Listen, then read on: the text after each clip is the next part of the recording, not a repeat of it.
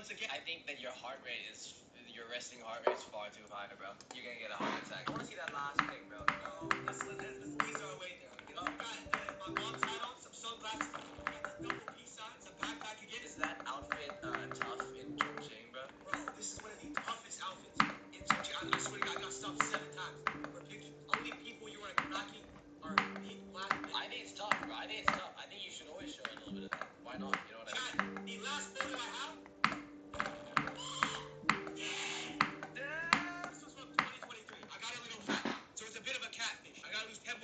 Say something, please. Please, what's that? It's attainable, man. It's attainable. You know, hey, all I'm gonna say is, you know the genetics are there, bro. What you mean? What are these excuses like, I'm gonna get back there one day, bro? I'm gonna get back there.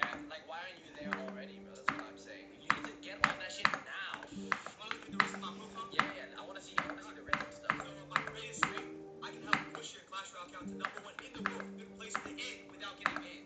No, you can't, bro, because you don't fucking do that for me. Secret pleasures, that's Clash Royale, rice noodles, MMA, and Clash Royale, and also Clash Royale.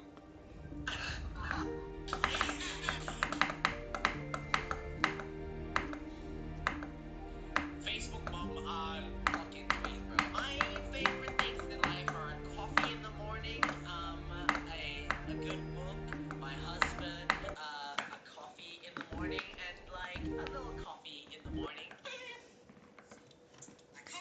Coffee in the morning, a Facebook mom, fucking tweet, bro. My favorite things in life are a coffee in the morning, a good book, my husband, a coffee in the morning, and like a little coffee in the morning. I think you need to hop on Grindr. I might chat again. Wait, you wanna hear this though? The video one biggest risk I'm taking. Okay, so basically I talked about, so I went to the doctor's. It's the biggest risk I took. Okay. I took a urine sample, I emptied it out. I was about to put it in a small cup, and I honestly dropped the cup in the toilet. Like, this is like the first time in my life. It's funny that they gave you a small cup, by the way. I think that's racist, bro. No, it's a regular size cup. But I reached down, right, to grab it, and I realized in reach that the toilet was kind of yellow. Meaning that like, expensive risk rescue. Not to make the biggest risk of my life. Do I really go down? Wait, hold on. The toilet, wait. The toilet wasn't yellow, bro. That's just your reflection. I reached down, grabbed it, and then, yeah, I made the biggest risk. Do I grab it or do I flush it down the toilet? You know, at the slide. Saying that, like, they didn't give me a cup. So, I decided to make the risk. Went down, grabbed it. Check! Is that tough? Bro, it was bad, and it's huge risk, huge rewards. Pronouns, he. Check. First person. Let's go. I've got Mia. Okay, go crazy. Men for sure. Nah, bro. Fuck off. Shut the fuck up, bro. Fucking just exit already.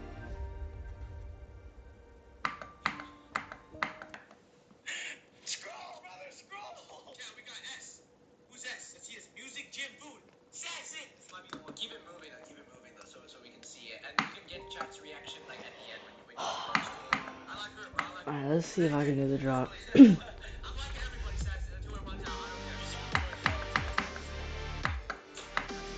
I don't care. Damn it. Let me pass this, bro.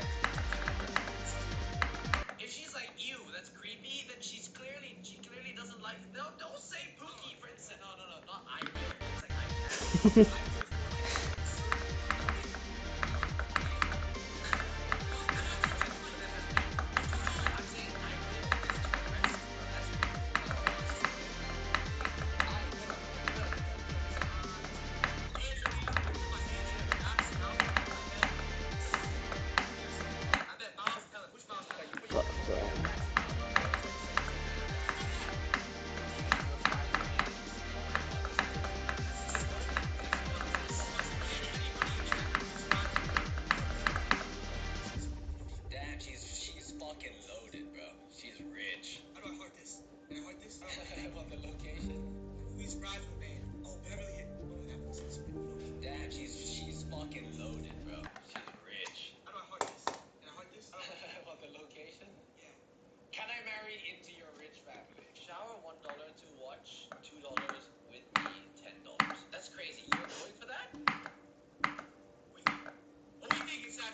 It adds up to 13, by the way, Austin.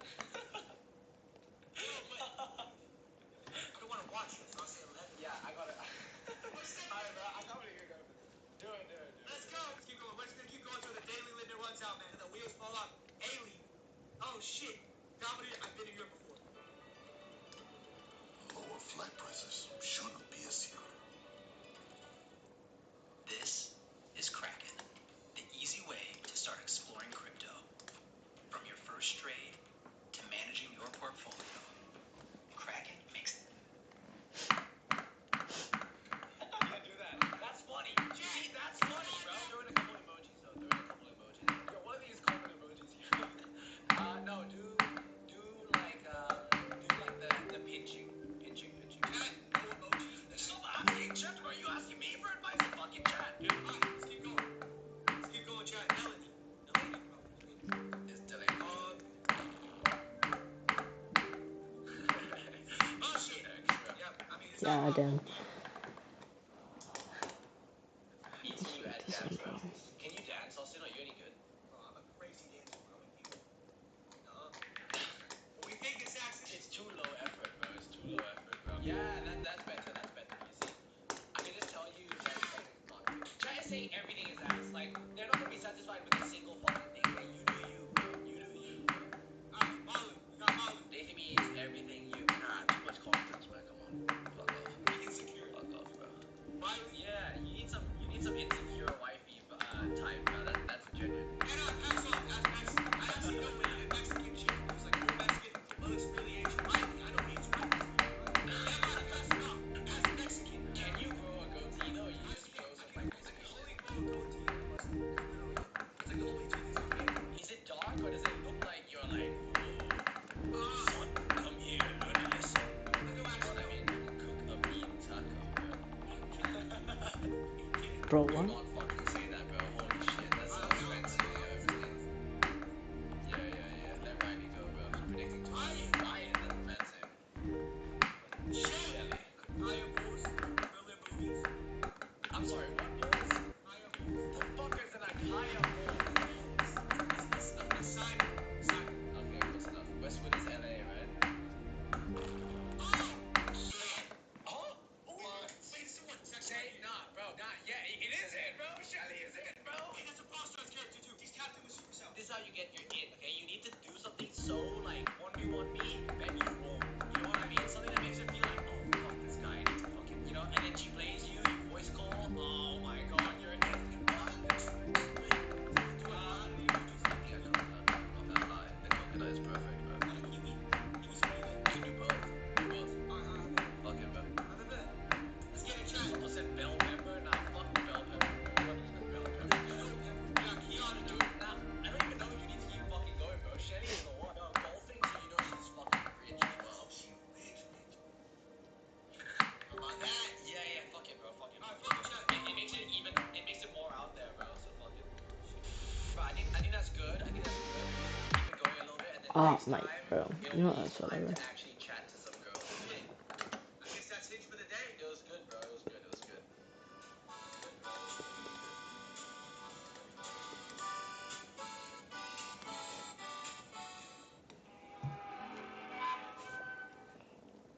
The second time. He said he was leading to. He didn't know he was leading to my voice on the line.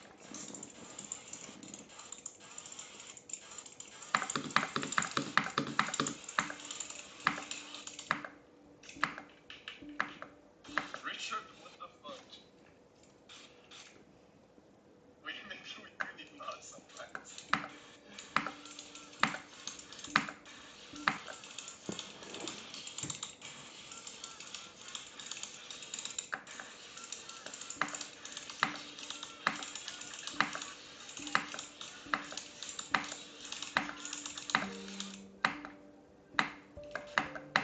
Imagine Flame Wall was.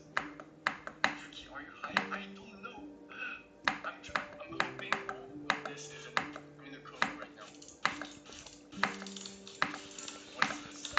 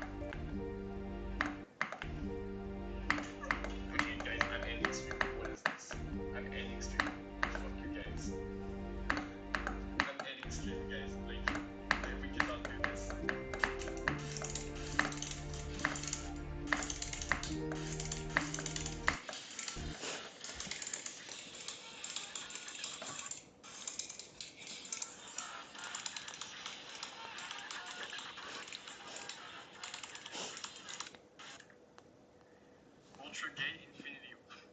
Time them out, yes. Please time like for a minute or something. Please time me out. This is some crazy dad shit. That shit insane. Things he's saying. Like, what is this? Hi Stannis. Hi Mozo is a gamer. Guys, lock in. November is in a few hours.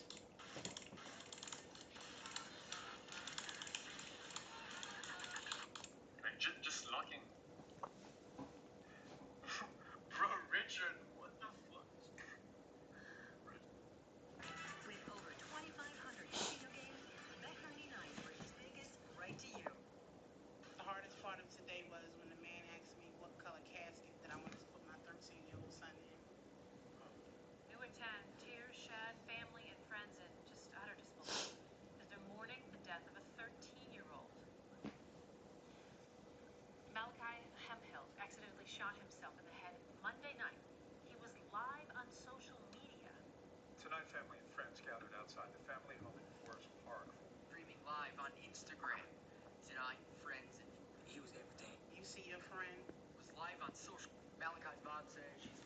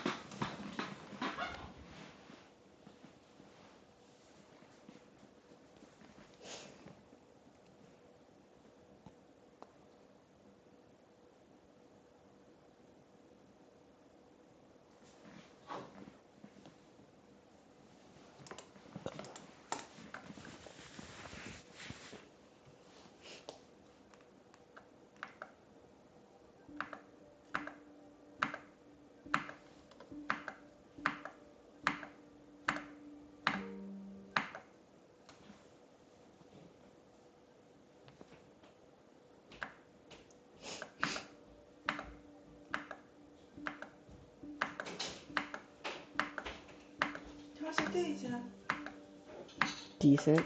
，decent，怎么样？你们的那个穿的你的 costume？ Who's Iga?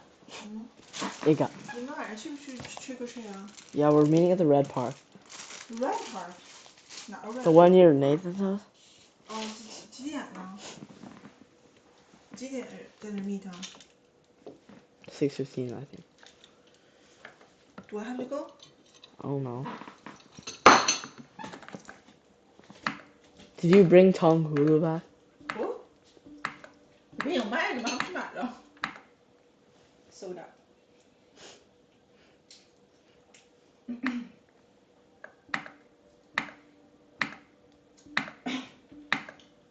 那时候去不去啊？ I don't know. You ask him. 都谁去啊？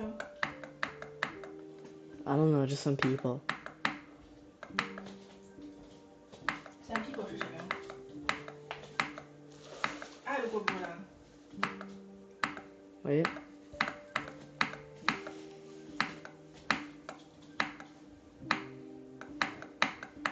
I think so. 6:15啊？Mm. Fuck.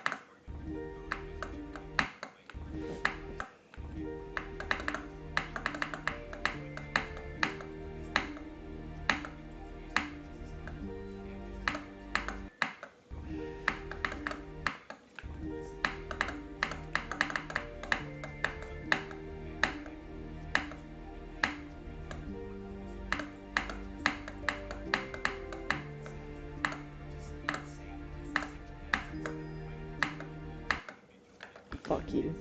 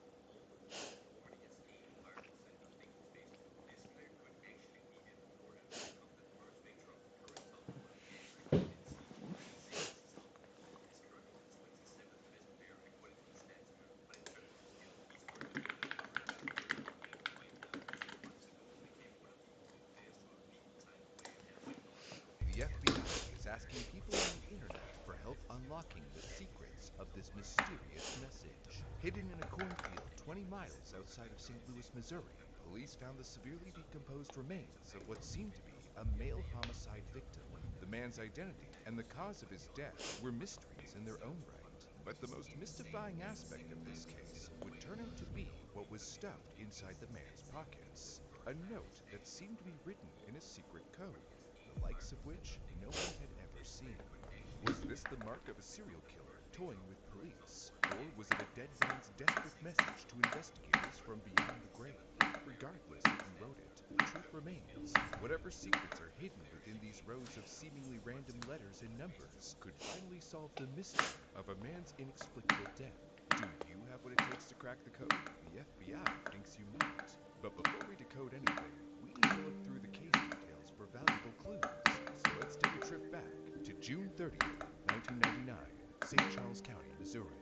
At approximately 12:45 p.m., the St. Charles County Sheriff's Department received a call. It was from a woman who had been driving alongside a field near Route 367, close to West Alton, Missouri, when she Fuck spotted a you, dark bro. man lying among the crops. As she got closer, she discovered that it was a human body decomposing in the sweltering Missouri heat. Before investigators even arrived at the cornfield, they had an idea of what they were going to find. Just 4 years earlier, in 1995, police had found the bullet-ridden body of an alleged sex worker along the same stretch of road. Given its remote location, about 20 miles from downtown St. Louis, it was a known dumping ground for criminals, making this new body a likely victim of a homicide. This is Chantal. Looks like she's having a casual coffee scroll. But on the inside, she lives in The body was face down. A slim 5'6" African-American man in filthy Lee blue jeans and a stained white t-shirt. But there was no murder weapon to be found anywhere, no signs of a struggle, and given the remote location, no witnesses. The victim was in an extreme state of decomposition that suggested he had been there for weeks. In fact, it was pure luck that he was discovered at all before his remains had rotted away to nothing. The investigators found no identifying documentation on the body besides an emergency room ticket and 2 pieces of paper crumpled inside his front pocket, containing what seemed like random scribbles, a jumbled mess of letters and numbers spread across more than 30 lines of text. At first glance, it was total gibberish. When they looked closer, investigators realized it wasn't random at all. Combinations of letters repeated over and over again, with some sections circled as if items on a to-do list had been checked off the random list. Numbers appeared sporadically throughout. 74, 75, 100, and parentheses grouped certain letter combinations. To authorities, it seemed like someone had taken considerable time and thought to create these notes. The whole text seemed deliberate, structured, almost coded. With nothing to immediately identify the victim, the next step was to send the body in for forensic identification. Luckily, the fingertips happened to still be in good enough shape and actually matched a name in the database.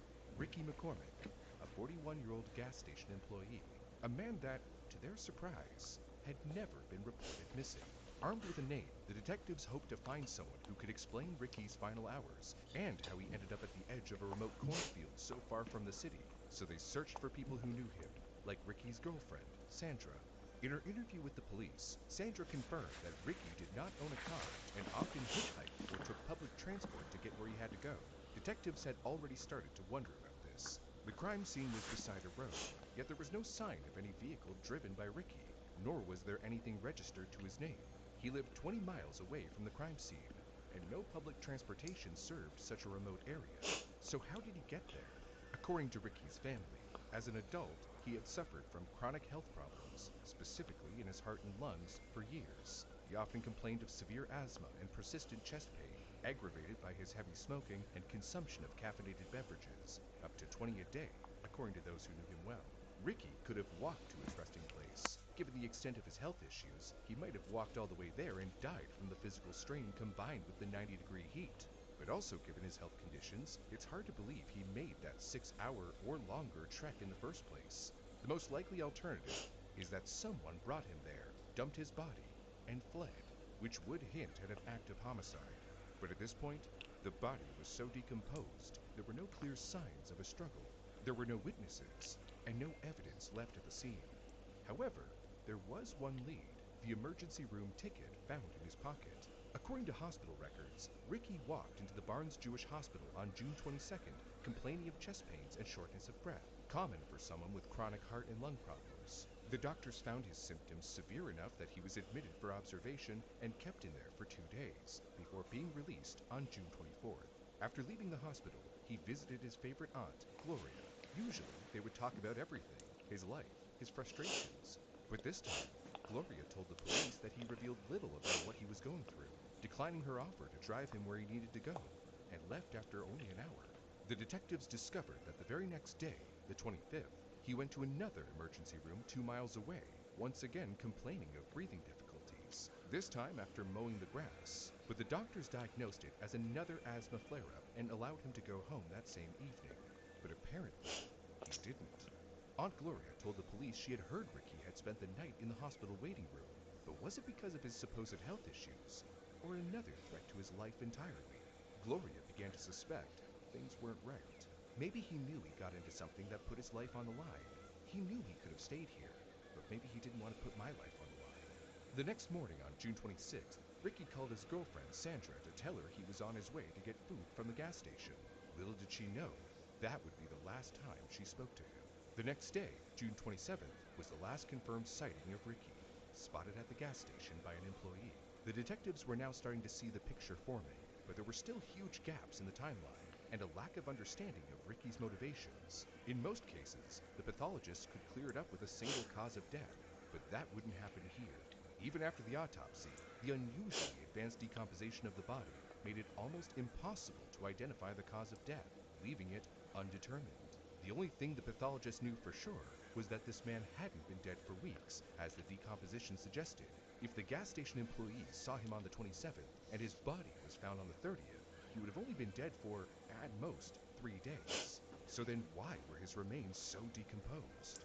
On June 27, 1999, St. Louis was going through a severe heat wave, with record-breaking temperatures, with a high of 90 degrees Fahrenheit, or 32 degrees Celsius, and humidity at around 85%. Over the next few days, the heat would decrease. Accidents can happen, and the consequences are life-changing. Neinstein Personal Injury Lawyers are here to provide all the necessary support and compensation that you need and deserve to get you back in the game. Call us for a free consultation. You look beautiful. Based on the best-selling book by Colleen Hoover. What aren't you telling me? Only slightly. Forensic studies have shown that once decomposition begins, it keeps momentum. The extreme, intense heat of the first day would have plausibly accelerated the onset of the decomposition, giving it a head start for his 3-day timeline. The intense heat can cause drastic tissue changes that alter the appearance of wounds within the first 24 to 48 hours. Factor in insects consuming tissue, and you have a body that has been wiped of almost all identifiable injuries in days. Almost all. The pathologists did find one possible injury. For more than 2 decades, the public had been led to believe that Ricky's cause of death had been completely undetermined due to his state of decomposition, but that was just all the police had revealed up to that point. In 2025, authorities released some documents, including a 2001 letter from one of the detectives revealing that they did find a cut to the throat and that it was believed to be the cause of death. So clearly, they knew somebody must have wanted Ricky dead. In her interview, Sandra mentioned that Ricky had been acting strangely, in a way he never had before. They lived in an apartment complex with a lot of criminal and drug activity, though apparently neither of them had been concerned about it. Until recently, that is. Ricky worked at an Amoco gas station, but he had recently taken on a side job picking up and delivering packages for money, a job that would often take him out of state. If that sounds a lot like drug trafficking to you, that's because it was. Sandra recalled that Ricky would travel across the U.S. on Greyhound buses, bringing back marijuana in Ziploc bags the size of baseballs. In 1999, he had made 2 trips to Florida, calling her from his hotel room to keep her updated on how he was doing. But after his last trip to Orlando on June 15th, he seemed unusually scared and increasingly anxious. When she eventually asked him who the Ziploc bags belonged to, Ricky said he was holding them for Baja, one of the 2 brothers who ran the gas station where he worked. When Ricky's body was found, Sandra's thoughts came back to Baja. She told investigators, if anyone was going to hurt Ricky, it would probably be Bob Hamdallah. The Amoco gas station had quite a history of violence, dating all the way back to its original owner, Fawaz Hamdan. In May 1994, Fawaz killed his neighbor with a butcher knife in the middle of an argument in the front yard, a crime that led to his conviction and imprisonment, forcing the gas station to be sold to new ownership. Juma Hamdallah became the new boss, though he operated the gas station under a fake name, David Radigan. It's never been confirmed why he chose not to use his real name, though any good detective will tell you that it was probably because he was up to something illegal. Juma hired his brother, Baha, Bob Hamdallah, to help run the business. The only problem was that the two of them did not get along at all. Their personalities clashed constantly. While Juma managed to stay under the radar, his brother Baha was a loud and dangerous presence who made himself known to police after attempting to commit a drive-by shooting in 1997. Just 9 months after that arrest, he opened fire on his other brother, Bajat. Despite having an opportunity to get Baha arrested, Bajat lied to protect his younger brother. Later that same month, Baha was arrested again on a second-degree assault charge for beating a homeless man, Elro Carr, with a rusty hammer. According to Elro, Baha had just tried to get him off the property, but when he refused, Baha decided to take care of it himself. The investigators had pursued the case intently, determined to get Baha off the streets. But 2 weeks before the trial, Elro Carr was mysteriously gunned down, ending the case against Baha for good. With nobody to testify on what happened, the case remained unsolved. However, sources quietly told the investigators that there was no doubt he was killed at the behest of Baha Hamdallah. Detectives working the Ricky McCormick case knew that Baha would be a key suspect. He had known links to gang members throughout St. Louis City and was also reported to be regularly using drugs, as well as owning several weapons, including handguns and knives. Now, they had confirmation from Sandra that Ricky was transporting drugs for a man who had repeatedly shown a willingness to commit murder. That's why when Sandra learned about her boyfriend's death, her mind went straight to Baha. It lined up too perfectly. But the investigators had also found another suspect, one much closer to home, Gregory Lamar Knox. Gregory was a well-known drug dealer who operated in and around the complex where Ricky and Sandra lived. Like Baha, he was extremely well known to the authorities, having been named a suspect in multiple homicides, including at least 2 murder-for-hire schemes. However, the investigators had another reason to suspect him. A second, unrelated investigation had already linked Gregory to the Hamdallah brothers. What that investigation was remains unknown publicly. But from that investigation, a confidential informant told the police that Gregory was responsible for the murder of a black man who had worked at a gas station on Chateau Avenue, with the victim's body dumped near West Alton. Those details matched the Ricky McCormick case exactly. With 2 credible suspects and a fairly complete picture of their victims' final hours, the investigators got to work on staking out their potential killers. For weeks, investigators watched the gas station, the homes of both Hamdallah brothers, and Gregory's apartment complex. All they needed was something that would credibly tie them to the murder, even if it was just confirmation of the supposed drug racket Ricky was apparently involved with. But despite almost constant surveillance for weeks, they got absolutely nothing to link the suspects to Ricky's death. The case had gone completely cold. The suspects they had were effectively cleared, regardless of whether or not they were truly involved, and there were no more witnesses to offer any information. While the murder case had fizzled out, there was still something that could lead to a solution: Ricky's past.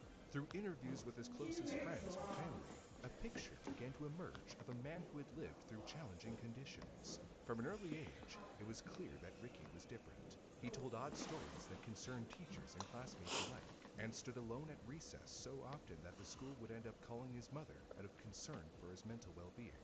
But his mother, Frankie, clearly had something of a complicated relationship with her own son. In interviews with police, she would describe him using the R word, speaking bluntly about his mental capacity. It was that complicated dynamic that sent him running into the arms of his favorite aunt, Gloria, whenever he needed help or someone to talk to. His cousin Charles seemed to think of him as a brother. Aside from his mother, his family spoke highly of him. Yet detectives soon discovered that Ricky's past was more complicated. He wasn't an innocent man. In November 1992, the then 34-year-old Ricky had been arrested by St. Louis police for fathering 2 children with a girl under 14, whom he had been involved with since she was just 11 years old. His family knew her only by the name he gave her, Pretty Baby. During legal proceedings, Ricky's public defender was convinced he might be suffering from some mental disease or defect, and requested a mental health evaluation to be sure. Dr. Michael Army, a local psychologist, evaluated Ricky at the former St. Louis State Hospital and agreed that he was mentally unfit for trial. But the prosecution disagreed. Their evaluations came back clean, certifying that he was fit. He ultimately served 13 months in prison before being released for good behavior. When asked about his mental health, Aunt Gloria told investigators that a psychiatrist said Ricky had a brick wall in his mind. He said Ricky refused to break that wall. He didn't like the life of living poor and had an active imagination. That wall had been in place from a very early age. Throughout his school life, Ricky had been shuffled along from grade to grade without the ability to read or write. His teachers didn't want to have to deal with that. By the time he reached high school, he was functionally illiterate and dropped out within the first few years. The only thing he could write was his name. He couldn't spell anything, just scribble. According to the detectives, some unidentified family members had told them that Ricky's illiteracy was so bad that he would usually write in code as a child, something that none of the family could ever understand or decipher. As far as they were concerned, he was illiterate. But perhaps the coded notes found on his body were the latest version of those scribbles that Ricky's cousin described. This is one of the reasons why detectives believe those 2 pages of indecipherable notes in Ricky's pocket may well hold the key to whatever happened to him. Trying to decipher it, however, would be all but impossible for the St. Charles County Sheriff's Department. They needed experts who knew what they were doing. Oh, ouch. Oh, hey Grills, what's up? Oh, hey, bro. You know, geez, I could really use an expert who knew what they were doing, preferably of the legal variety. You see, I received a workplace injury due to negligence of another party. Ouch. Well, you could always contact... Does this sound familiar to you? Well, if so, I might have a solution for you. Hi, I'm Grill Burns. Have you ever heard of the Bill of Wrongs? Yeah, me neither. You know what I have heard of? The Bill of Rights. It's all of our sponsors, Morgan & Morgan, because they defend your rights if you've been wronged. Morgan & Morgan is America's largest injury law firm with over 1,000 attorneys and more than 100 offices nationwide. You can check out how much a client in Florida got. The insurance offered $350,000, but Morgan & Morgan got them a whopping $12 million. Another client was offered $0. You kidding me? Well, then Morgan & Morgan comes in and gets them $20 million. They've been fighting for people for over 35 years. Ready to battle it out if you end up working with them. Wiccaw! So listen up. If you get injured because of someone else's negligence, you deserve to get paid. And guess what? Their fee is free unless you win. You can start your claim now with Morgan & Morgan by clicking the link below in the description or by scanning the QR code on screen. You can just fill in a bit of info and click start your claim. Easy peasy. Come on. You know what I always say?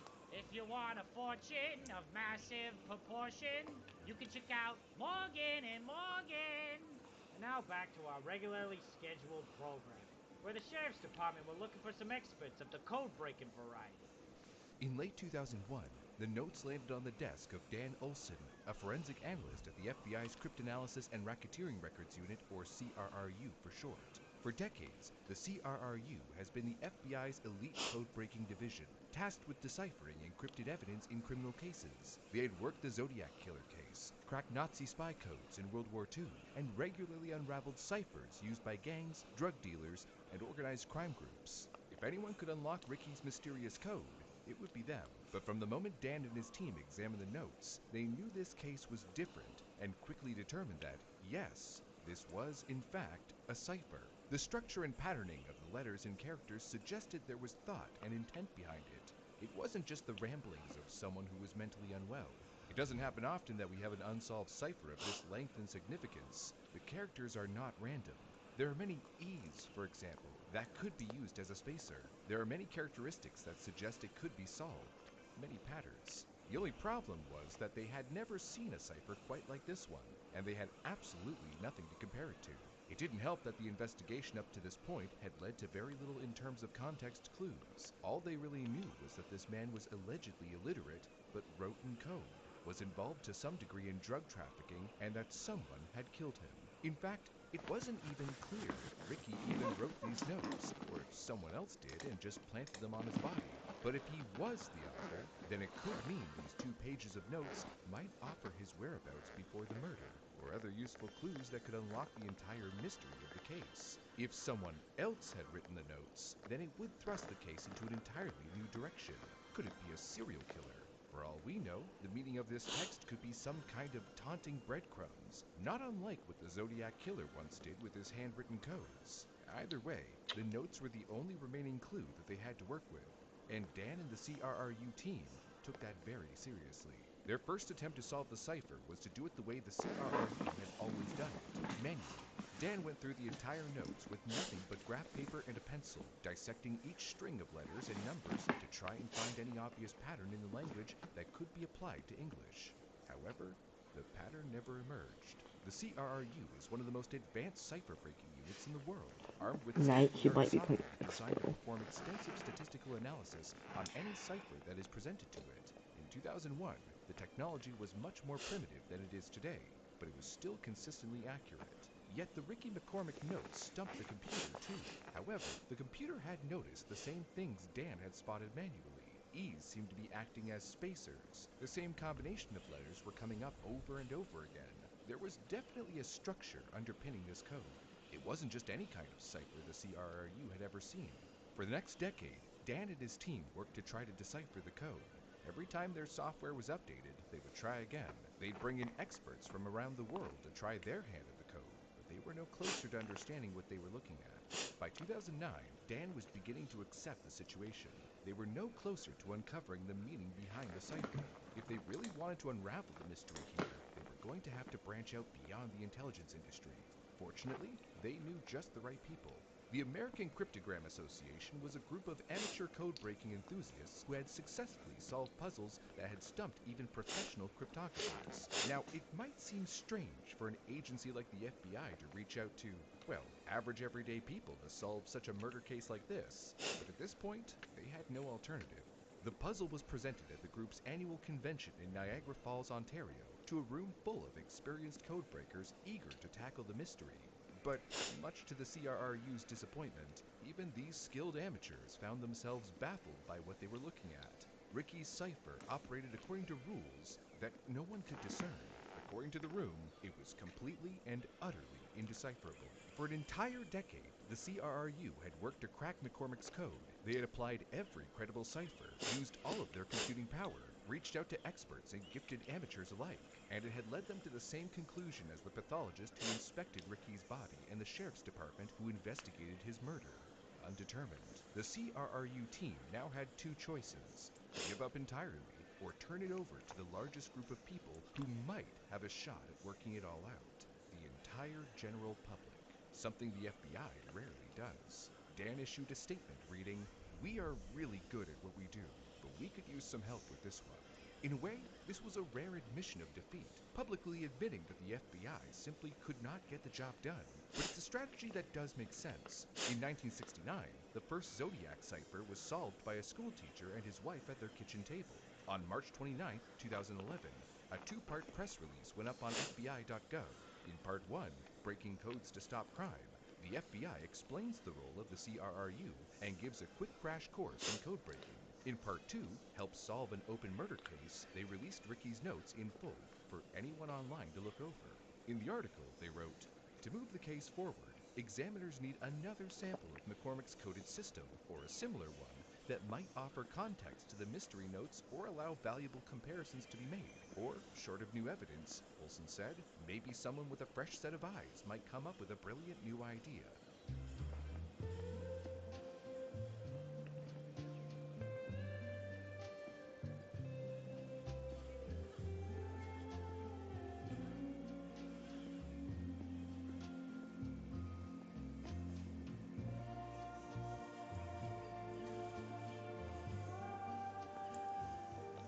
TD 國際留學生理財組合，你可以獲得價值高達690蚊優惠。Despite everything, they were still convinced that this was a solvable cipher, and that belief was adopted by others as well. One cryptologist in St. Charles told Fox 2 that, "It feels to me that there is an actual rhythm to it, that there's something that's being communicated, that it's not just random letters being written by someone who is schizophrenic and writing odd characters." The FBI was hoping for a miracle to some degree. The likelihood of the public being able to crack this seemingly uncrackable code was pretty low, but not impossible. But if they were going to have any shot at actually figuring it out, they would have to know how to break a code as well as the experts. So the FBI presented the public with a simple 4-step framework to decode these systems. 1. Determining the language used. Is the underlying message in English, Spanish, or some other language? Usually that's the easiest part to identify if you know the target you're looking at. 2. Determining the system used. Is it a substitution cipher, transposition cipher, or something more complex? 3. Reconstructing the key. What specific method was used to transform the plaintext into ciphertext? 4.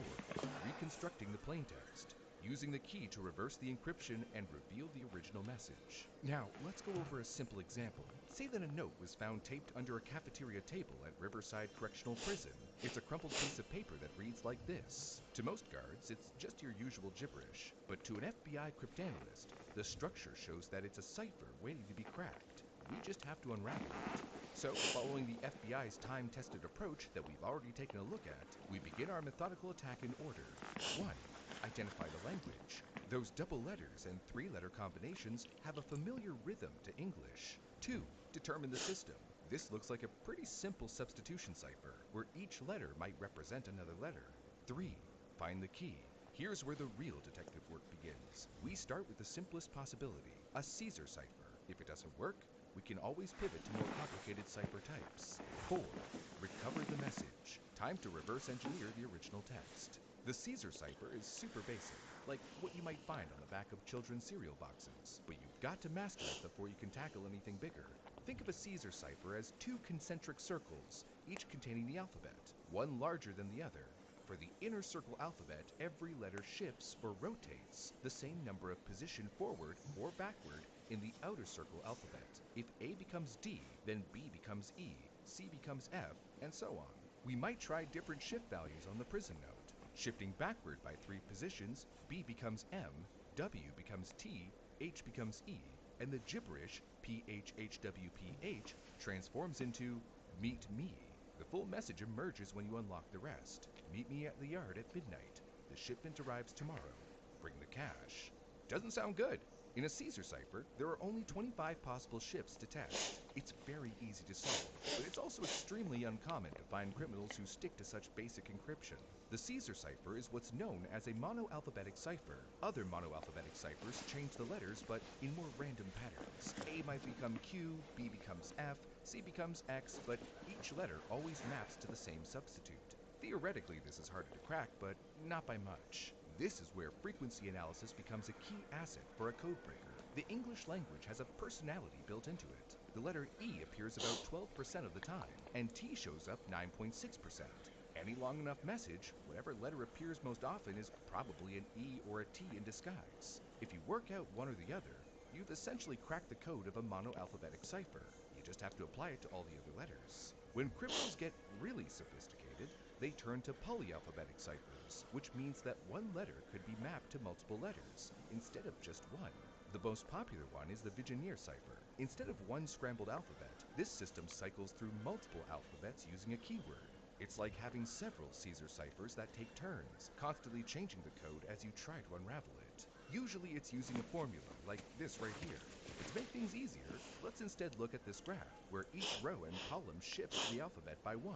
I know it looks complex, but it isn't. Let's say the prisoner now sends the message to the outside, JCSRFTSBGVI. It's extremely serious, and we have only moments to decipher it. Through our super decryption skills, we determine the key is brew. So we use the word brew, repeating to match the length of the original text. One by one, we match the letters. The first letter of the key is B, which lines up with J in the code. So we look at the row B, follow it until we reach J. At the top of that column is the decrypted letter, I. We keep going. R goes to C, which becomes L. E to S becomes O. As we keep going, it deciphers the text and turns into, I love coffee. It seems the prisoner has good taste. The code is easy to break once you have the key, but finding that key is the hard part. It's too complex to fully explain here, but in simple terms, first you need to determine the length of the keyword mathematically or by looking for patterns. Then, seeing as each letter of the unknown keyword is its own shifted alphabet, each one is its own Caesar cipher. So we would crack it via the frequency method we mentioned before, assigning E or T for the most common letters, and then work our way down. In the entirety of the cipher library, there's only one that remains mathematically uncrackable. Time to send all of this over to Jeremy. Worry not, great-granddaughter. We'll get your reports to Jeremy post-haste with this miraculous instantaneous communication device. It can send up to 40 words per minute. Vividly is your trade management tool for the modern era. With AI-driven forecasting and real-time analytics, Vividly drives savings straight to your bottom line. No offense, great-grandpa. The one-time pad. If your key is as long as your message, truly random, and never reused, even infinite computing power can't break it. Fortunately, it's wildly impractical for criminals and, therefore, never really used in the real world. Except for maybe espionage or nuclear codes. In fact, it's extremely rare to find any code or cipher in the modern world that is undecipherable, given enough time, data, and computing power. Even the famous Enigma machine used by Nazi Germany wasn't truly unbreakable, even if thought so at the time. It was a mechanized polyalphabetic cipher with rotating wheels where each keystroke scrambled the alphabet. Some described it as a super Vigenère cipher, but it is far more complex. At one moment, A might be D. Then, with another keystroke, it might be T due to the rotor change, and it changed each day. The Allies cracked it in a multitude of ways, such as exploiting predictable German message formats, like the weather, or routine salute sign-offs, which are known as cribs. Enigma gave codebreakers patterns, with mountains of messages to work with. The problem with Ricky's notes is that there were only 2 pieces of paper, and they had proven too small a sample size to be able to discern a pattern that they could use to break it. The FBI had tried brute force attacks, basically trial and error, frequency analysis, and even cribs, along with all the other cryptology methods for breaking codes, without success. Nothing seemed to work, so maybe the best chance at cracking the code was with the help of the public.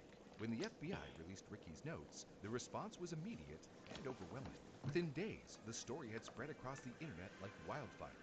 Cipher and decrypting communities on Reddit, web sleuths, and Google groups flooded the FBI with their attempted solves, and the FBI was not prepared.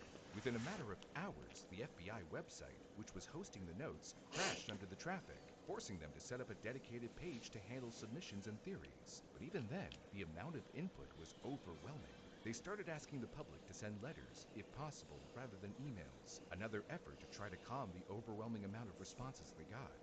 Major news outlets like the New York Times, the Daily Mail, and even New Scientist were covering the case the FBI could not crack, and the story was even reaching countries where the FBI had no jurisdiction.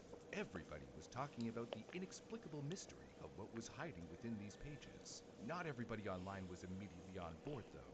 Sure, the internet loved the idea of solving the mystery and cracking the code that the FBI could not, but they were suspicious of a government agency inexplicably asking the public for their input. They believed there were ulterior motives. I do know that the FBI has been showing up at security conferences saying they were understaffed for dealing with cybercrime, and encouraging people at these conferences to consider working for them. Maybe the crypto puzzle is an attempt to find members of the public with an aptitude for that sort of thing. Nice try, FBI. How about we discuss the paycheck first? There was also the issue that the public knew next to nothing about the case. Up to this point, they knew from FBI notes that Ricky's body had been found in a remote field with inexplicable codes in his pockets and no clear cause of death. There was also an article mentioning Ricky's childhood habit of writing in code, but that was it.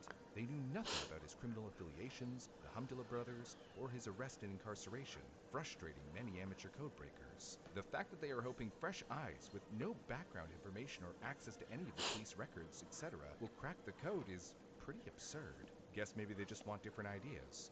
Here's this random string of letters and numbers with no context. Tell me what they mean. But the FBI refused to offer more information. Meanwhile, forums all over the internet were starting to speculate despite what little they had. Web Sleuths, a forum dedicated to solving crimes, was jumping headfirst into the case. User Smarty Time did what any good cryptologist would.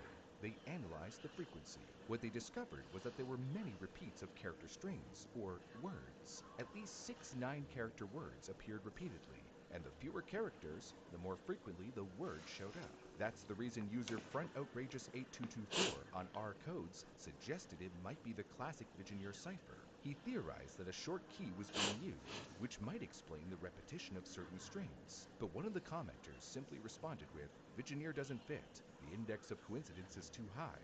That's due to frequency.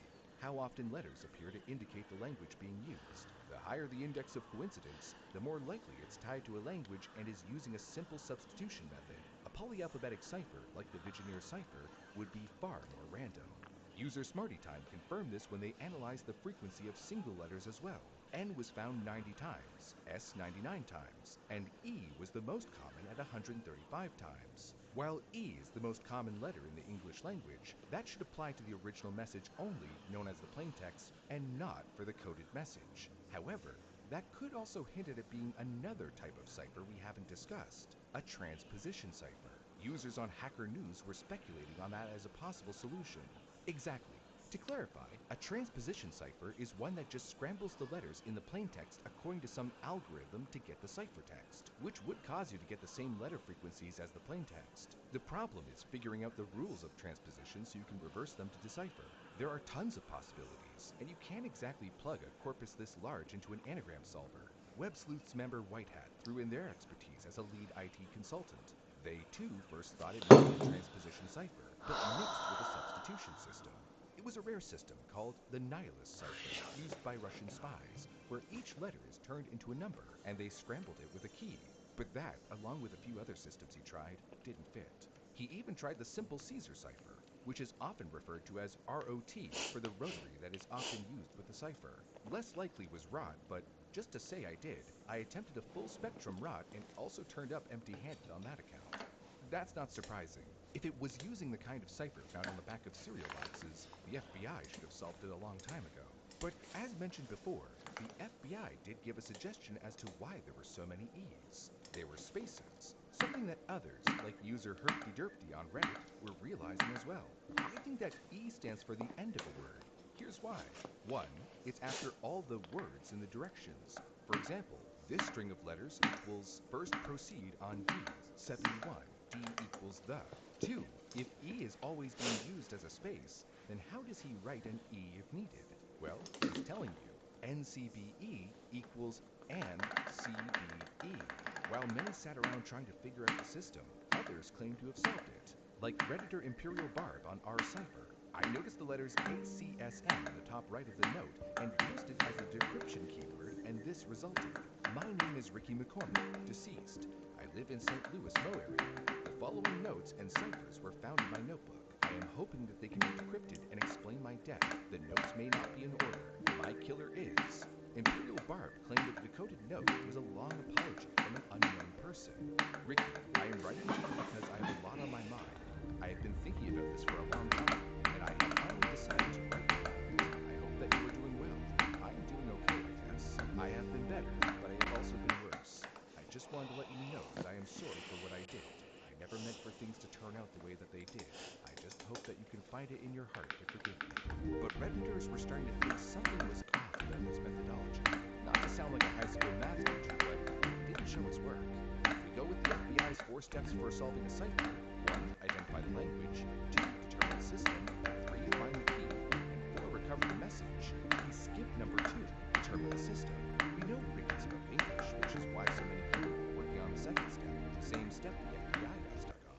Yet, Imperial Barb often didn't reveal what systems he used, or he claimed some of those systems changed throughout the note. He would remove random letters, claiming they were spaces, or change the cipher to other words just to make it work. Basically, he seemed to be making things up.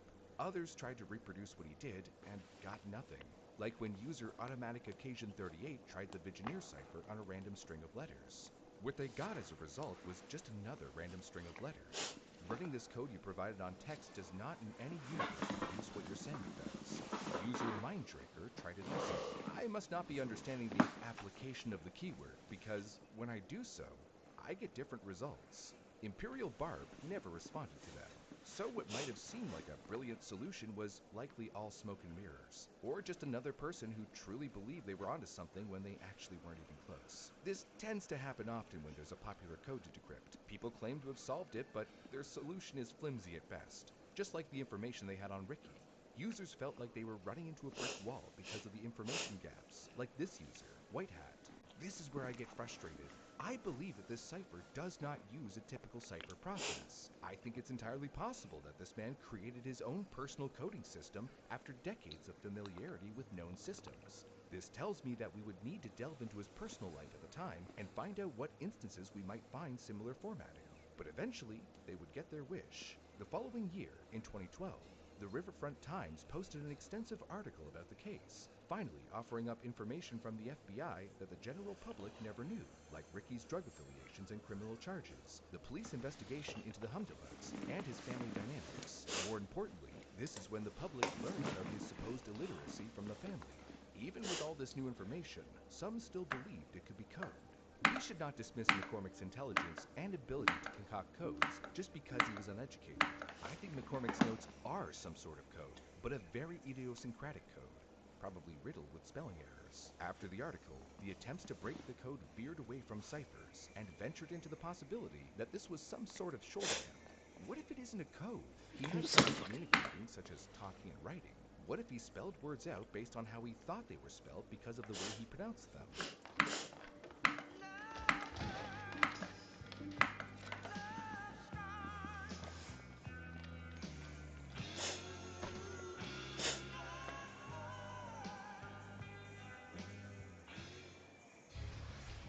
When you're this good, the game looks different.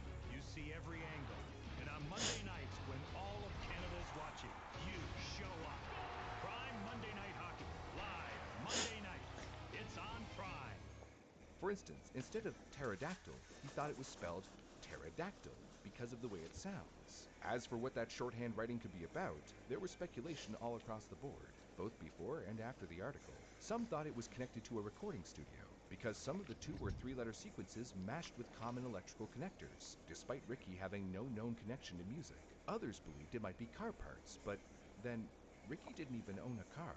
Using his criminal background as context clues, they started to piece together more plausible solutions. I see a drug dealer list, fairly high up, feeding his own dealers who are then dealing with small amounts to buyers. The code looks to me like who belonged to originally, who it was handed off to, quantity, money specifics, the big dealer's street name. It might be directions related to some criminal activity. If you look at the St. Louis map, near Bellevue, you see streets like WJ Street. That would look weird even if properly decoded. Then, in August 2025, someone posted a very plausible solution. Again, using context clues, specifically that Ricky didn't own a car and used the bus, Redditor These Business 1535 posted their belief that the code was actually bus routes. When you break them down, they aren't random. They repeatedly mention 71, 74, 75, 29, 173, which aren't gibberish, but real Metro bus route numbers in North St. Louis County. Example, 74 Florissant, 75 Lilac Hanley, 71 Parker. They end many entries with NC, which is shorthand for North County Bus Endpoint Exchange, what we now call the North County Transit Center, the major bus hub in Ferguson, Missouri. If this is true, it may reveal the final trip that and reveal something vital to the investigation. However, the entire message hasn't been solved yet, nor has this been verified. Did you buy any They don't snacks, have drinks? many attempts that leads nowhere, even if it Like sounds what? promising. Perhaps somehow many of these theories are correct. It may be addresses, bus routes, Any drinks? and drug records, Like what? organized in a way that can't be understood. Or perhaps it's truly just scribbled. Speculating, just a schizophrenic man's journal. Not everything is mysterious. My immediate thought was it's not some elaborate code. It's an illiterate man's writing system. He was illiterate. The family said he liked to occasionally write down meaningless chicken scratch, which was the closest he came to writing. This is abundantly clear from the testimony of his family. Even Dan Olson, head of the CRRU, admitted that all of this attempted code breaking might not lead anywhere. But he's of the belief that it shouldn't be abandoned. Even if we found out he was writing a grocery list or a love letter, we would still want to see how the code is solved. This is a cipher system we know nothing about. For the CRRU, solving a new cipher would be a valuable new tool, not only to understand what happened to Ricky, but also to help them with any future coded messages. Yet, despite all the attempts by amateur sleuths around the world, as of the time of uploading this video, it remains unsolved. It's been over 26 years since Ricky's body was found, and 12 years since those encrypted notes were released to the public. We don't know if the CRRU is still working on the case. For 26 years since Ricky's body was found, and 12 years since those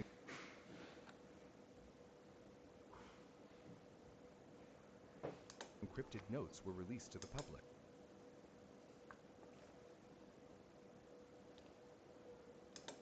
We don't know if the CRRU is still working on the case, but given the lack of new information, they may be no closer to resolving it. The CRRU examines hundreds of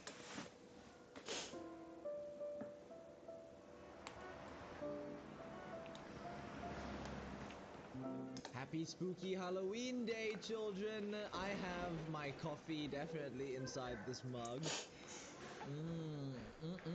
And a pumpkin in the background. Wow, the amount of effort, the production value has gone through the roof on the Sex and Again production channel. Now, boys, one thing I didn't realize is that they've made it so now we can start buying lucky chests. This is the beginning of a new monetization system, okay? Trust me. By the way, they gave us one free, which is oh so generous. 3-star, which is not bad, but they started to make it so now we can buy lucky chests. This is gonna be a slippery slope, folks, because soon it's gonna be like the creator bundle. You can buy 50 lucky chests for $5,000, something along those lines. Now, I was thinking, what could I do for Halloween? And I thought, what better than to play the Evolution Royal Ghost for the spooky season? Oh my god. Now, boys, I did want to show you guys some different, I want to make this video somewhat Halloween themed, okay? I don't have an outfit. I know, L YouTuber. My outfit, I lended it to someone, never got it back, and, loaded or something. Okay, now Ghost here is gonna get a spooky hit on the tower. What am I doing, man? We're playing an Ultimate Champion because I thought it'd be fun for the video, but I really want to show you. I saw this trick one day and I gave it a go, and I think I got it down. Okay, I really want to show you guys this trick. Also, later on today, I definitely want to do a pumpkin carving stream. Yeah, I'm just airing out all of my my on the video today. Yeah, I really became unprepared, I'm not gonna lie. Let's go wall breakers here. Miner's gonna take good care of that pump, which is brilliant, and the minions are getting hella damage, and we get a double connection there too, and I can put a spooky ghost on his spooky ghost coming out of my tower. Let's go for the stop it in its tracks. Spooky little episode so far. So, what I can do is if I collect a bunch of crowns in the clan voyage thing, not only will I get more seasonal lucky chests, but from opening those seasonal lucky chests, we then get the spookiest emote in all of human history, okay? We can get the evil ghost emote, which I probably should have shown in the intro if I was a good YouTuber, but I got hella spookily distracted. Alright, let's go for the royal ghost here for more spookiness. Let's go for the wall breakers too, so I can take Evo. We get some really good pressure down here. Ghost is gonna get on the tower. We're gonna take his right side as well. The reason I want to cycle to the Evo wall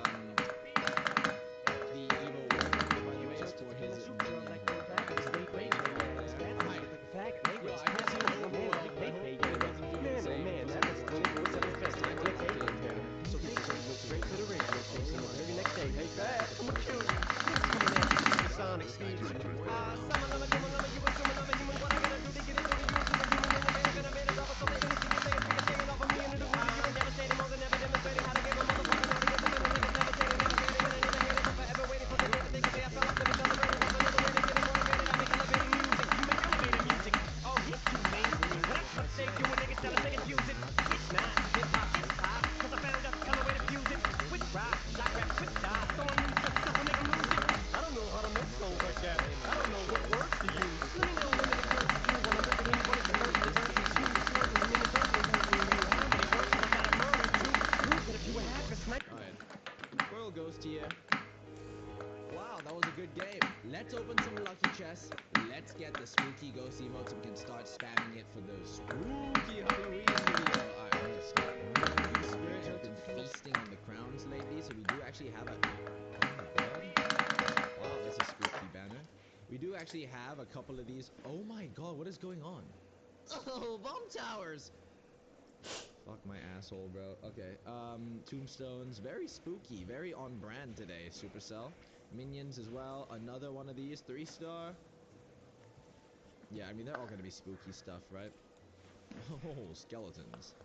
Maybe I need to play an all-spook deck. And last but not least, a 3-star here, which means now I can go here. I can claim this banner. Is that not the same exact banner I just got? Alright. Oh, and we get all the rewards left, so... There we go, the spooky beard stroking emote. Looking like Socrates and Plato. This is how Ossa and I feel when we're doing our philosophical debates in the lucky chest opening. Just wise as fuck. And we get 2 royal ghosts for free. Very nice. Now I can throw it in. Okay, now before I hop into another game, let me just show you something real cool so that you guys can do to prank your friends for their spooky Halloween season. This is gonna go crazy. Guys, whatever you do, make this go viral. Oh, sorry, no, what was I gonna say? Man, oh man, that was 20th of Summer Fest, man, on the cable channel. So KJ went straight to the radio station the very next day. Hey, Fab, I'm coming after this sonic speed. Summer lama, human lama, you assuming I'm a human. What I gotta do to get into the human, to a human, and I made it off of something. Anything you say is bigger, staying off of me into the room. You and devastating, more than ever demonstrating how to give a motherfucker all the good, the feeling like it's devastating, devastating, and I never hated, so forever waiting for the day that they only I fell off to be celebrated. So some other way to get it motivated. I'm an elevator music, human elevator music. Oh, he's too mainstream. That's what they do when niggas tell us they confuse it. It's not hip hop, it's pop. Cause I found a color way to fuse it with rock, like rap with stop. So I'm new just stuff, I'm making music. I don't know how to make songs like that. I don't know what words to use. Let me know when it occurs to you. When I'm with anyone, it's the first to verse and two words and then the verse will hear you. How many verses I gotta murder to prove that if you a half as nice as songs, you Let me know in the comments if that's gonna, do anything for you and your self-esteem. Let's go for the minions here. Now, one thing I never really understood about the Goblin Cage, but I just heard recently, is it's whichever side you play the Goblin Cage on, that's the side that the Goblin Cage guy runs, right? That's why sometimes you'll see weird interactions where, like, it starts to run this way and then it just goes boom the other way. It's kind of interesting to know, I think. Alright, let's go minor wall breakers, actually, because that's going to be really awkward for him. See if he can defend. He goes to the zappies in front. That's kind of a crazy overcommit. We should still get a connection there anyway, and we can go for the Goblin Hut here, and then minions early. And this should be a really good defense. Oh my god, he's going crazy with the elixir, dude. Chill the frick out. I mean, to be fair, the flying machine's going to be tough to kill. But let's go for, like, a minor here, and I think I'm chilling. Oh my god, I take it back. Alright, kill the flying machine. Let that piggy go. You can get some damage back, boy. Maybe you deserve it. Okay. Maybe you never had anyone loving you in your life. Maybe you didn't know that cool Halloween trick that I just taught everyone.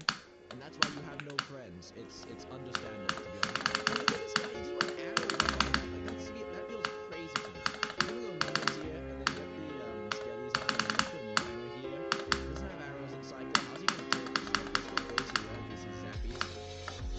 Oh my god, you're cooked, bro. And you can go all the way to the There's no way he defends us, right?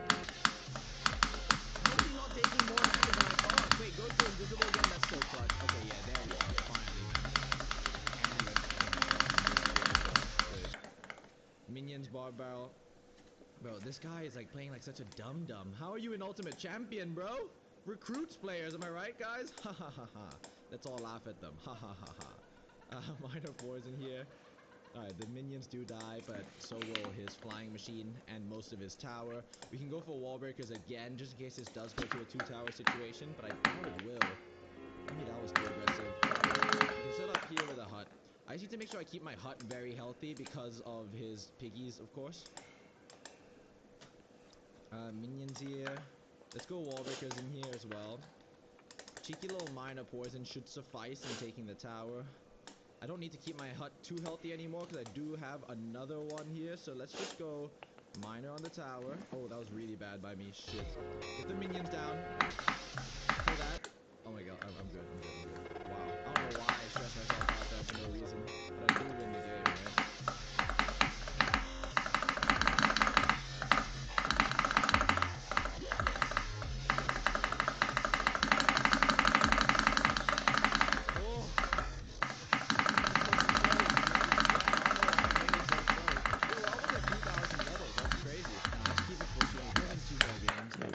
That 2,000 territory, but what are the odds that I win 2 games in a row, guys? It doesn't happen very often, okay?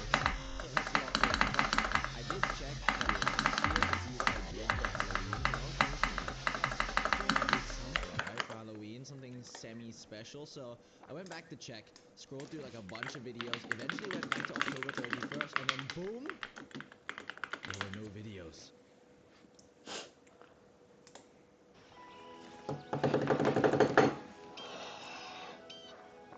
Did you start the claim with TD Insurance yet? Ooh, a Blue Jay. Yep, just one more pick. Oh, that's nice. Photo-based estimation in the app. That's unexpectedly easy insurance. Woodpecker! You can really smell the pine. It's nice. TD. Ready for you. I took control, went solo, and built my own online knife empire. I loved being a chef, but working in someone else's kitchen just wasn't cutting it for me. So I ordered 200 hand-forged knives from my dorm room and built a Wix website to sell them. Just like that. A polished website takes real precision. You own the results. Wix gave me that score. See that? Sold starting under 30, $1 million in revenue. That's just getting started. I don't just make knives. I forge my own path.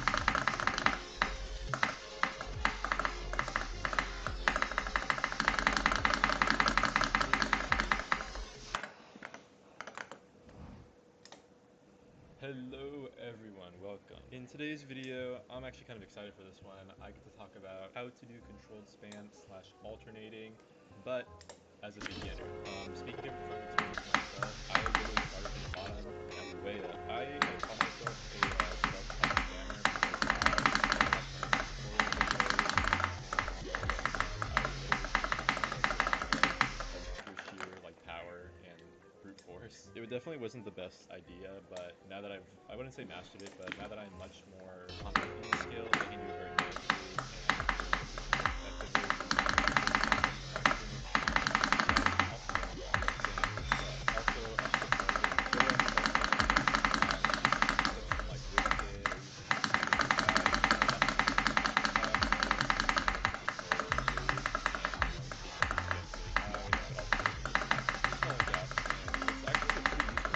not very many players this skill is for a very small view. It's definitely a skill set that I want to play. It's pretty helpful this game. And being able to broaden your skill set and your possibility at how much better you can get at this game. Before I even start about this, why do I get to talk about this? Well, like I said before, I would call myself a self-taught spammer. It all started when I was damn, that's pretty cool. And I enforced it, later enforced it in my hours, and got but it took a while to get things to better in the spam like that. I want to show you guys how to do it better at this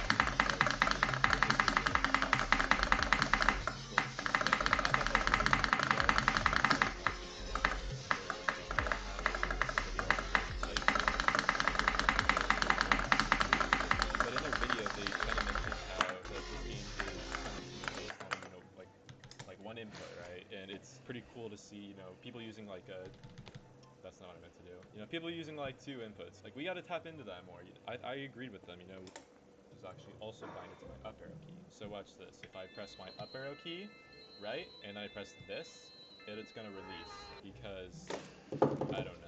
Okay, so starting out, you are not required to be ambidextrous, alright? If you're watching this video as a bare-bone beginner, like I used to be, left-handed skill set, not required in the slightest, guys, I promise. So yeah, if you're, worried about that, you do not need the spam gene, nor do you need to be exceptionally talented at your left hand. I want to make sure everyone has a throw like this, like similar to the one in Cosmos.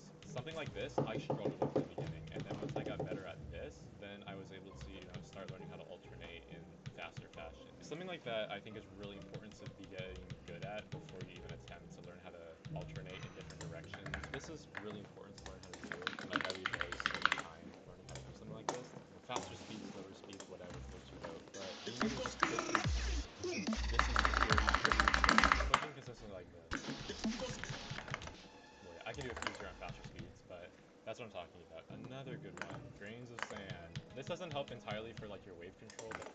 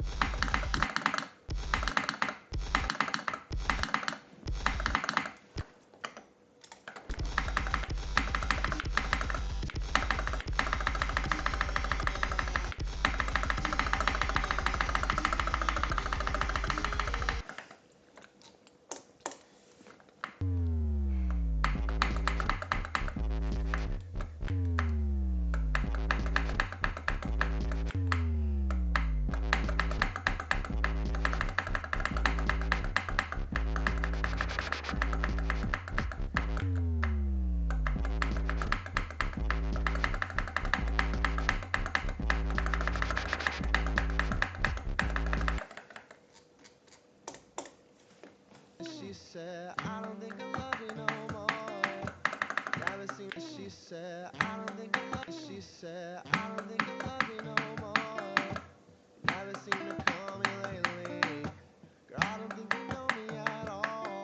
Cause I never thought I'd have to say this. No, I don't love you, and I never did. Look at us burning down in flames with kicks, but just know I'm not singing for your ex soul. I'm just singing cause it's over.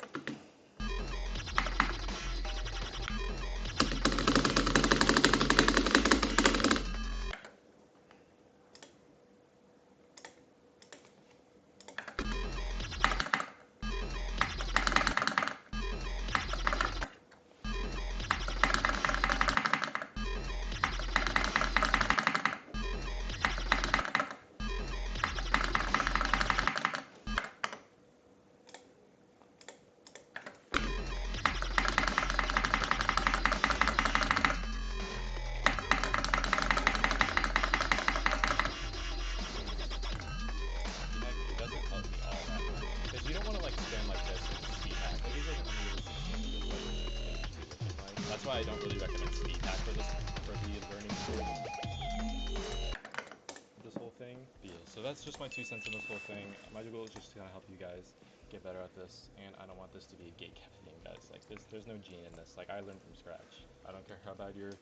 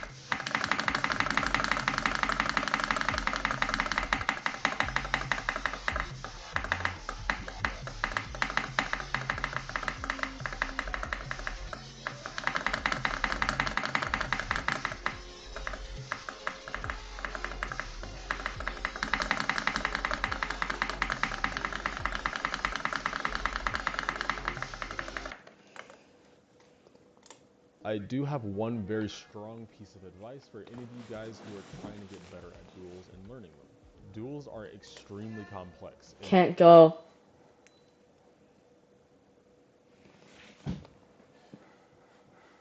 My mother knows I'm a VTuber, but is that a good thing? At first, she had no idea what I was doing. She understood live streaming, but the first time she saw an anime character create instead of me, she was incredibly confused. As I tried explaining what a VTuber was, all she did was smile and nod. I'm pretty sure she thought I was crazy, but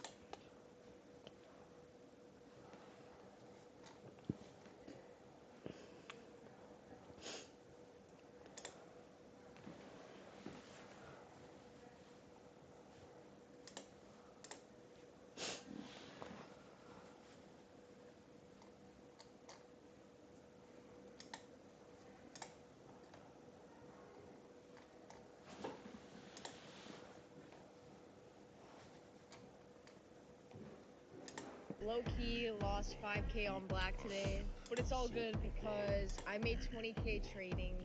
Who are you? Every single comment on all of my videos is female TJR, TJR's wife, blah blah blah blah blah. And I'm like, who is this guy? This has to be the guy if he's getting compared to me. So I'm taking a look and I'm like, yeah, I have no clue who this guy is. Never seen him in my life ever. I fuck with the Coney set, that's baller. Low-key lost 5K on black today, but it's all good because... What are y'all doing? The camera's off? I low-key just grind Clash Royale and I just watch. What? What do you think we do? First of all, what do y'all do when the camera's off? I low-key just grind Clash Royale and I just watch it. At Wave. I'm not even clip farm. I'm gonna do it. There we go. That was tough. That was actually hard. I'm not even.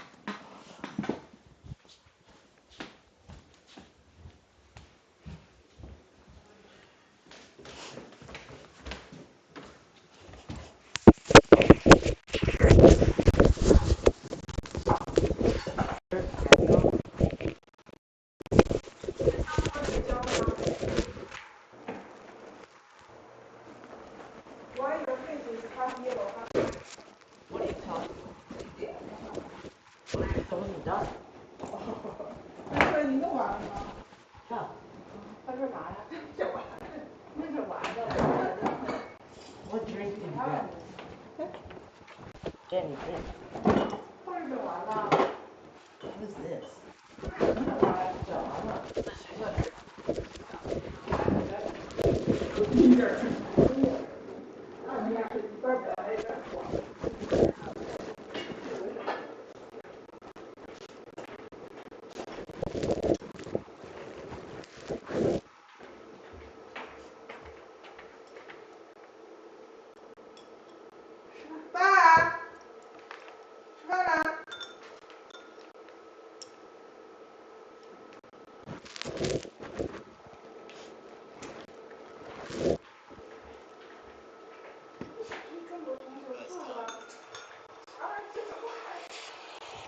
Every Jumbo cookie of the week. Let's try them all and see which one's the best. I'm seeing Jumbo cookie all over the internet, so I know this is something I would have to do when it comes to burgers. I just can't believe it. 800 to 1,000 calorie cookies. Original chocolate chip cookie.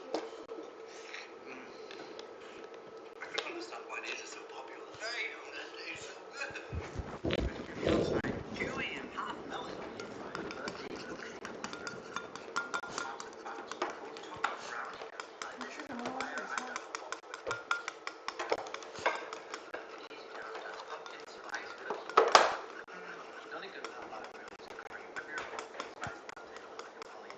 Salted caramel cheesecake. Definitely left the realm of cookies now. Don't worry, I am on an island. Oreo cookies included. I'm just not even sure. This is just too much. I can only find one and probably be this one. Reese's Pieces. Try crumble cookie first now.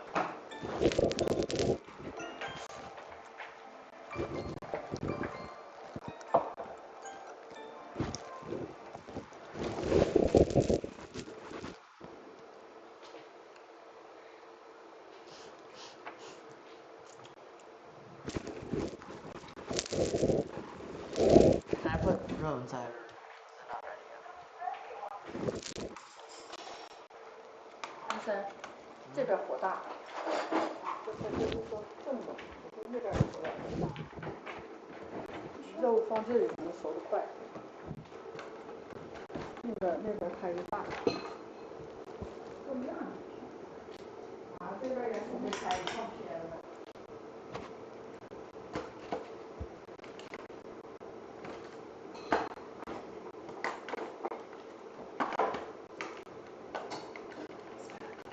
Yeah.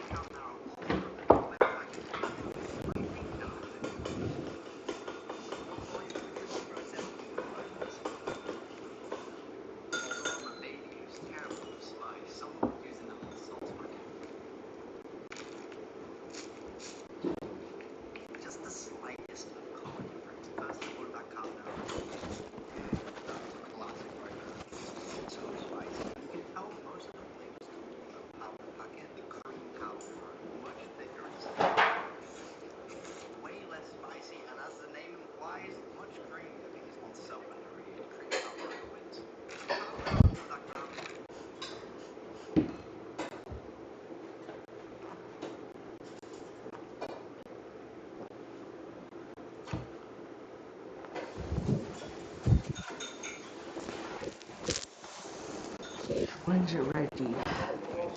How do people think about your costume? If I stand in the middle of this, Huh? Huh? How do people think about your costume? Very cool, right? I mean, you can try, but basically, Yeah. it won't.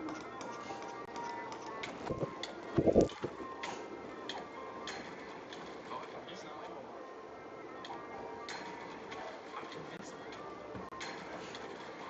I'm invincible.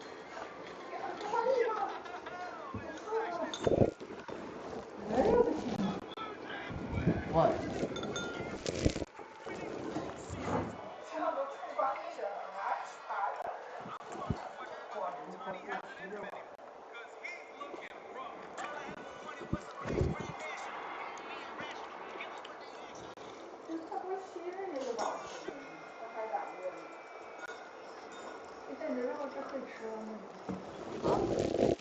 Which one?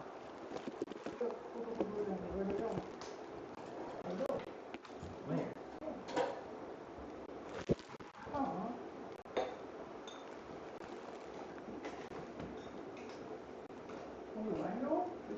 I put like troll or two.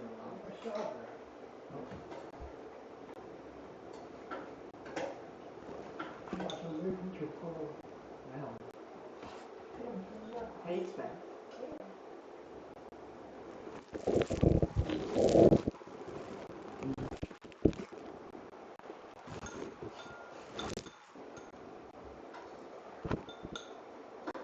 I'm scared they're gonna poison the game.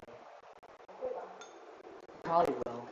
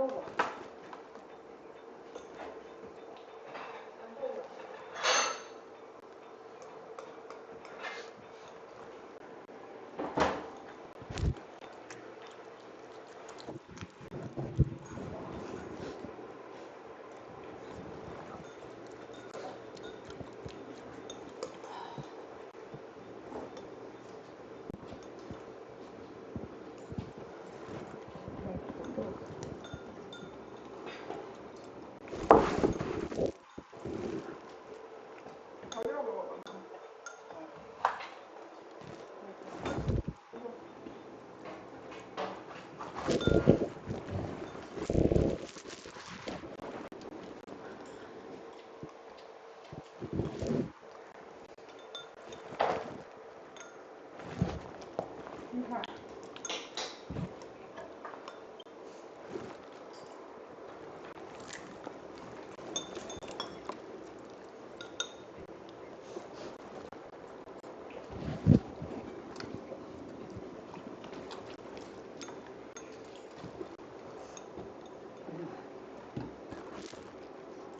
菜都一碗。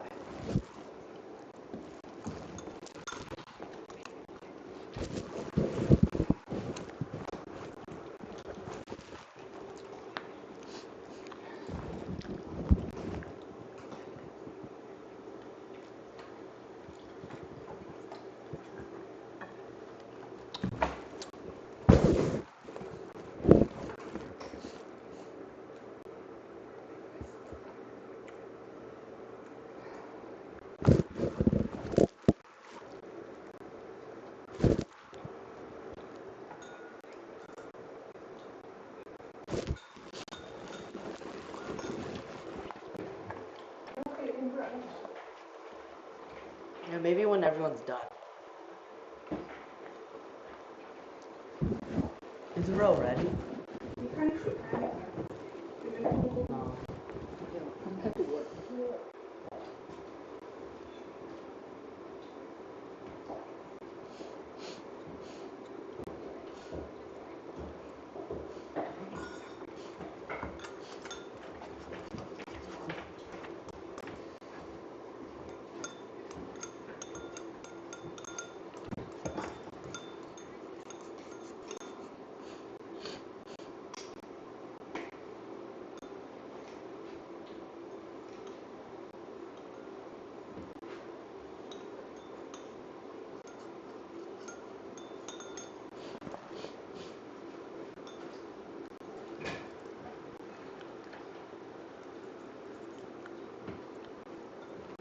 Can I have some more sauce? 想到现在吃什么？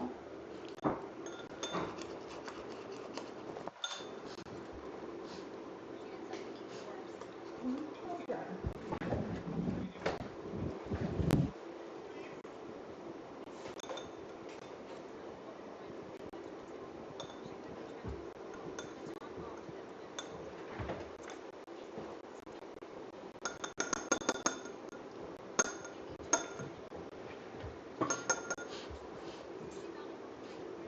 你说好一下，不行，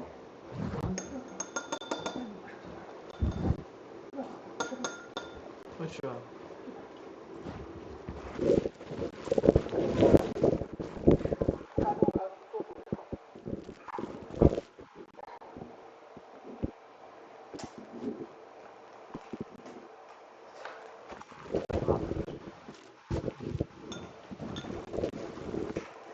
你下了多少分钟？我一次，你再给我下点儿。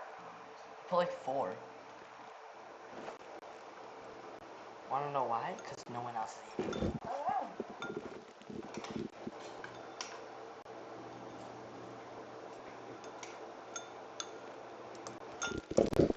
Not worried about spam.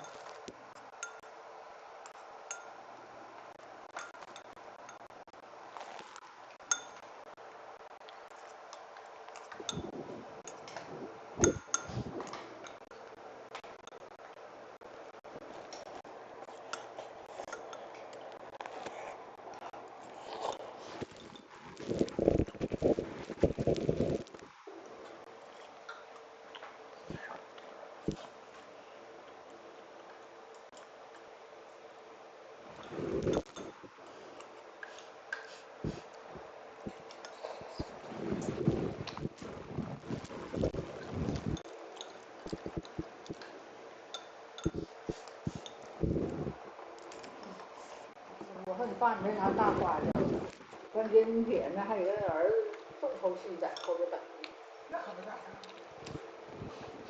东抽西。还行，人家上大学就没咋花钱。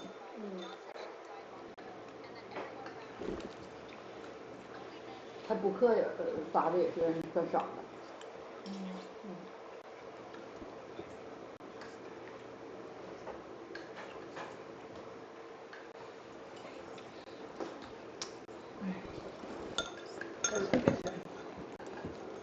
姑娘也会学，不分姑娘而已。这应该还好一点。就国内的风俗习惯就是，儿子就买个房子，就这习惯，反正是。还得看家，那王朔人家给买房子。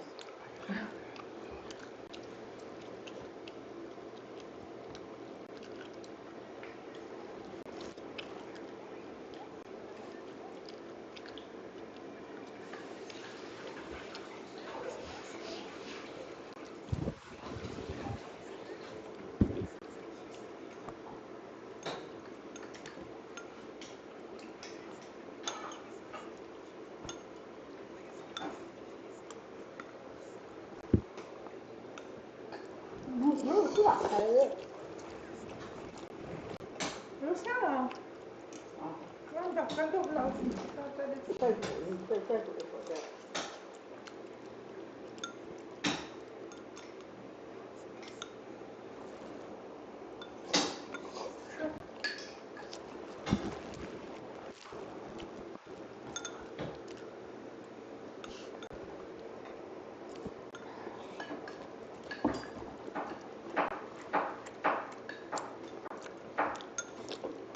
这一片中国要不要拿放在两边？这一片还是理解。不好吃，就凉着吃，放凉着吃的。对，行吧。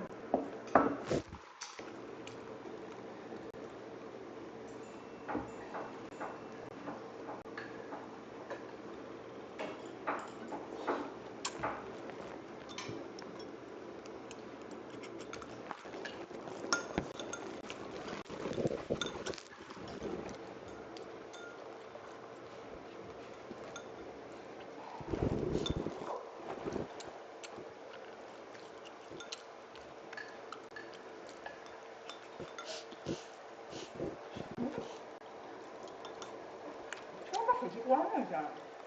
对，好凉啊。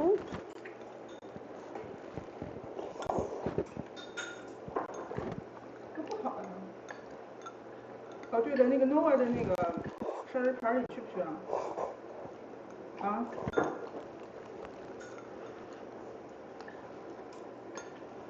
嗯 Probably not. 用好了吃吧，先捞了。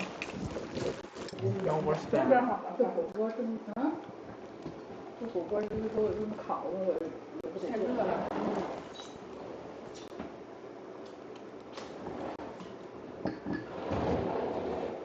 你用你这筷子把我这干豆腐给我挑出来得了。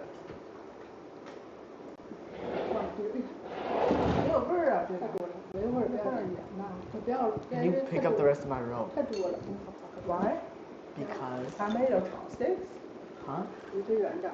Yeah. 那你们全这都去，你不去啊 Nope, don't care. 是吗 What day is it? It's today you guys have a tournament after the championship game. 大家谁去16分赛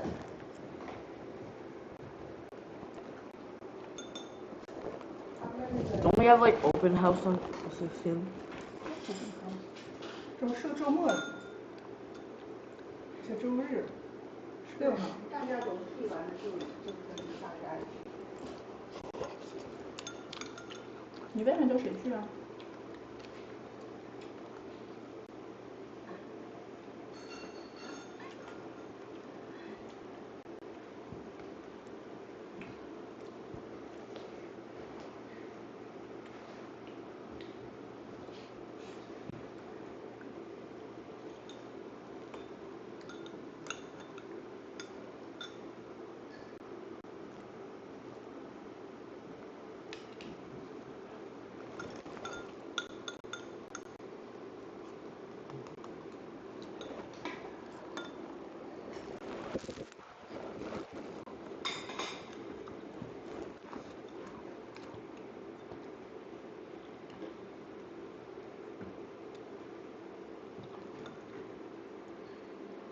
挺好的，你们那个打完分了之后party一下，挺好的。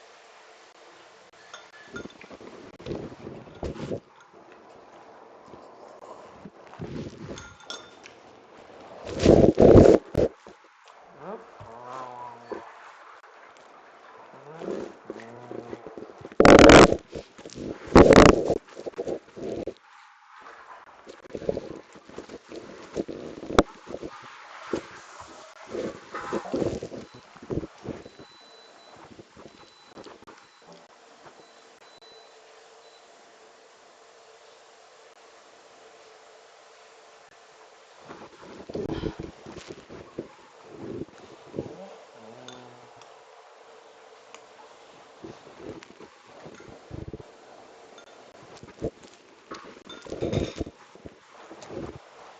是不是肉来着？软了。Yeah.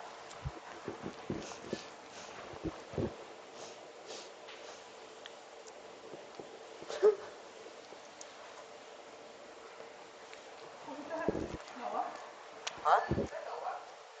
No, it's Ben. Why does Victor have a picture of Ben like this?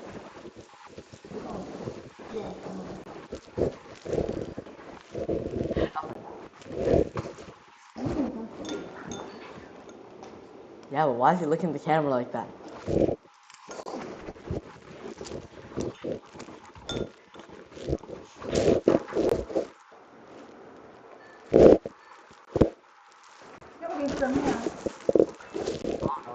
If I eat them, man, probably should not eat all this.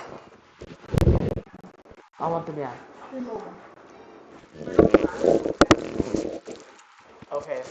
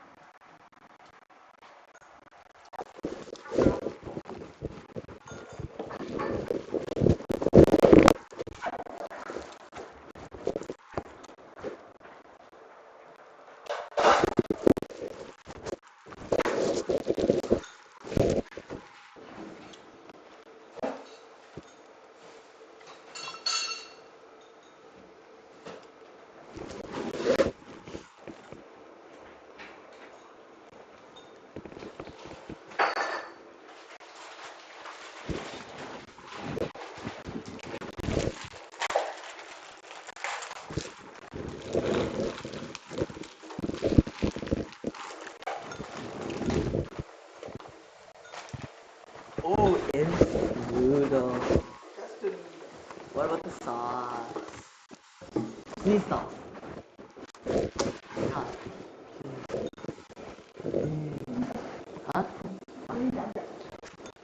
I don't want to eat this. I want to eat this. I had like 8 pieces or 12 or something pieces. I don't know if I can eat the whole thing. I want to see if I can.